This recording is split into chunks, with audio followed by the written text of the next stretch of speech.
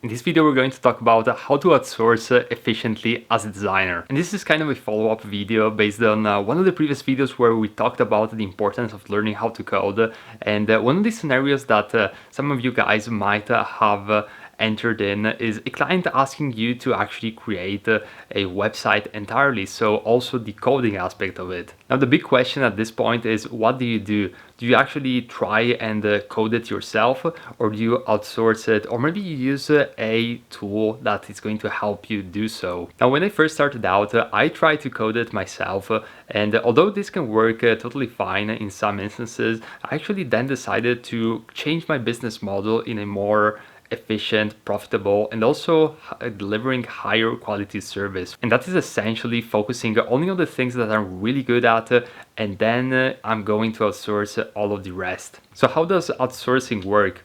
Well, essentially, you've just focused on the things that you're good at, and you provide only that part of the service, and then you actually outsource the rest. Now, my very best advice is to actually find, if you're looking for a developer, for example, but this can be applied to any areas really, being illustration, being graphic design, or anything that you're not really confident in providing. But let's take the example of a website.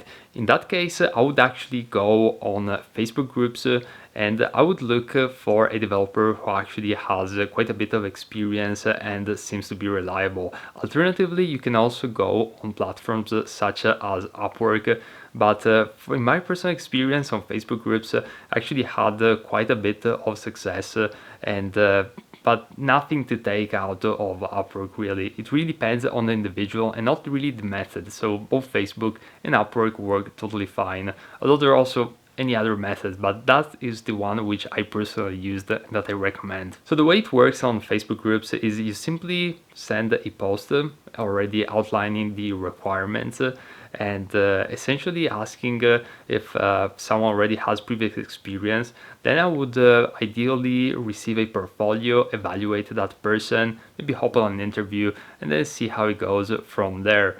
And for the most part, it's pretty straightforward. It really depends on the project also. Some projects are quicker, some projects maybe are going to last months. So you definitely already want ideally a person who who you can trust, or maybe you want to start small with a small project and then decide that person is also suitable for longer term projects, which is the ideal approach. And when it comes to Upwork, it's pretty much the same exact dynamics, just with already a pre-filled form. So getting back to outsourcing from a high level, I would really recommend you to do so if you cannot find a tool which is going to enable you to achieve that result that you're actually looking for by yourself, and especially in an easy way. And when it comes to websites, builders, and things of that nature, my best recommendation is to either go with Squarespace if you're looking for creating a simple website which doesn't have like a lot of specific and custom design. But if you're looking to create a custom website for a client that has especially ideas for expansion, really wants something professional and custom, I would 100% recommend Webflow. Now, I used Webflow in the past for several clients. They've all been really happy with it, and I also use it myself for some of my personal projects, such as affiliate websites. My current website is in Squarespace, but probably looking back, if I were to change it, I'll probably go with Webflow, although Squarespace is amazing when it comes to simplicity, because everything in Squarespace is pretty much drag and drop, so you can easily just create anything with no knowledge of coding whatsoever. But with Webflow, you need to have the basics understanding of coding, and at least a basic understanding from a high level of the software, which is going to take a while to get used to it, but nonetheless so much more efficient and faster than coding, and it just makes a lot of the coding aspect like super easy, because you don't really have to code really. So this would be my recommendations, and when it comes to outsourcing, it really depends on you.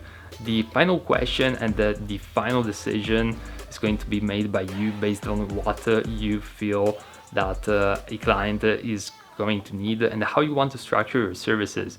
And my best recommendation is to just do trial and error and see what's going to work and what's not going to work. It's not like a cookie cutter answer, yes or no, or maybe it really is something which you need to try and then see what you feel like doing. So this is it for this video, and I'll see you in the next